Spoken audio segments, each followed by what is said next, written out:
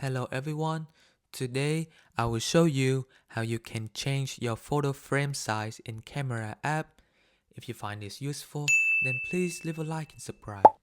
So first you need to go to the Camera app on iPhone, and then you will see there is a arrow at the top. Click on the top arrow, and then there is a number for 4:3. This is the frame size at currently right now. If you want to take a picture at a square size, you can click on it. Or if you want to take a picture at a 16:9 size, that means it will cover the whole photo. You can click on this option. And that is how you can change the photo frame size for your photo.